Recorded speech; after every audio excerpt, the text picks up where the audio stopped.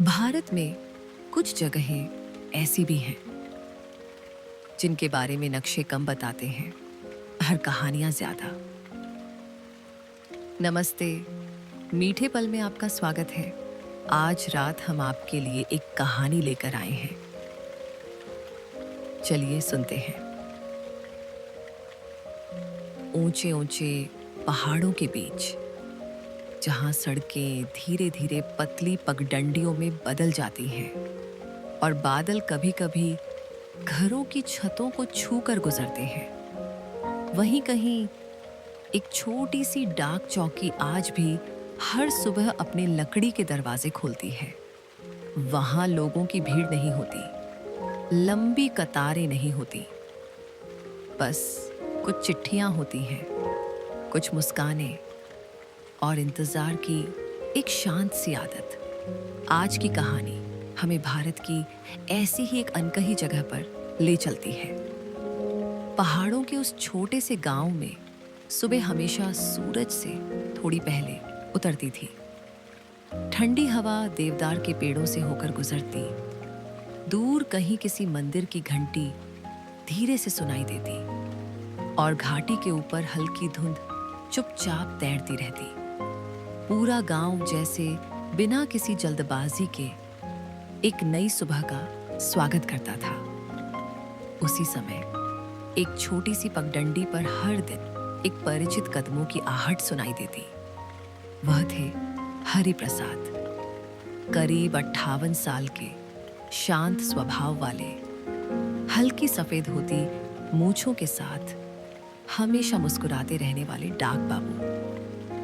उनके हाथ में हर सुबह एक पुरानी पीतल की चाबी होती थी। डाक चौकी बहुत बड़ी नहीं थी, पत्थरों और लकड़ी से बना एक छोटा सा कमरा, दीवार पर भारत का एक पुराना नक्शा, लकड़ी की अलमारी में बांधे हुए रजिस्टर, एक मेज, 2 कुर्सियां और खिड़की जिसके बाहर पूरा पहाड़ दिखाई देता था।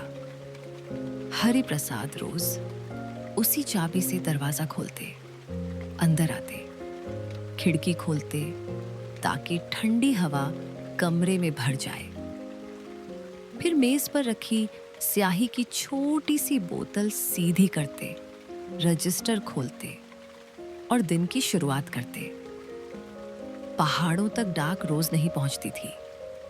कभी जीप से आती, कभी रास्ता बंद हो जाए तो खच्चरों के साथ, कभी सिर्फ 5 चिट्ठियां होती, कभी 10 और कभी कभी सिर्फ 1। लेकिन हरि प्रसाद के लिए हर लिफाफा बराबर था। वह हर पते को धीरे धीरे पढ़ते, हर चिट्ठी पर मोहर बिल्कुल सीधी लगाते और फिर उन्हें एक पुराने कैनवास के थैले में बड़े ध्यान से रखते, जैसे कागज नहीं, किसी का भरोसा रख रहे हो। गांव में मुश्किल से 40-45 घर थे, लेकिन हरि प्रसाद को किसी घर का पता याद करने की जरूरत नहीं पड़ती थी। उन्हें मालूम था कि किस घर का बेटा सेना में है, किसकी बेटी शहर में पढ़ाई कर रही है, कौन हर महीने अपने भाई को चिट्ठी लिखता है और किस दादी को अपने पोते का पोस्ट कार्ड आने का इंतजार रहता है। हर नाम उनके लिए सिर्फ नाम नहीं था, वह किसी की कहानी का हिस्सा था। डाक बांटने का रास्ता शायद उनके दिन का सबसे सुंदर हिस्सा था। पत्थरों की बनी संकरी पगडंडियां, रास्ते के किनारे छोटे छोटे जंगली फूल, पहाड़ों से उतरता ठंडा पानी, कहीं बकरियों का छोटा सा झुंड, कहीं पेड़ों के बीच खेलते बच्चे। जैसे ही बच्चे उन्हें देखते, दूर से आवाज लगाते, डाक बाबू आ गए। हरि प्रसाद हंसते हुए हाथ हिलाते। उनकी चाल कभी तेज नहीं होती थी। उन्हें पता था, अच्छी खबरें जल्दी पहुंचने से 100 से ज्यादा मुस्कुराकर पहुंचने पर याद रहती हैं। उस दिन उनके थैले में एक छोटा सा पोस्ट कार्ड भी था, गांव की सबसे छोटी बच्ची गौरी के नाम। उसके पिता कई महीनों से शहर में काम कर रहे थे। गौरी अभी ठीक से पढ़ना नहीं सीख पाई थी। जब हरि प्रसाद उसके घर पहुंचे तो उसने दोनों हाथों से पोस्ट कार्ड पकड़ लिया। फिर मासूमियत से बोली, डाक बाबू, इसमें क्या लिखा है? हरि प्रसाद बरामदे की चौखट पर बैठ गए, धीरे धीरे पोस्ट कार्ड खोला और मुस्कुराते हुए पढ़ने लगे। उसके पिता ने लिखा था कि बरसात खत्म होते ही वह घर आएंगे और इस बार गौरी के लिए पहाड़ों से भी ऊंची एक पतंग लेकर आएंगे। गौरी की आंखें चमक उठी।